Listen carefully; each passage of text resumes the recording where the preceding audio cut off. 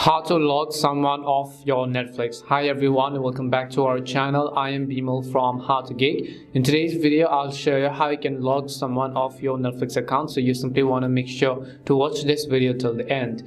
Now the very first thing you want to do is to simply go ahead and then open up the Netflix application on your phone. Once you open the Netflix application, go ahead and then simply log into one of your profiles. Once you log into your profile, just tap on the profile icon from the top right hand side of the screen, and here you want to select the option that's its account. As soon as you go to the accounts option over here, you'll be able to see a list of all these sorts of various options, but you have to scroll down to the bottom and select the option called manage access and devices. This will show you the devices that are currently logged into your Netflix account, so go ahead and tap on it.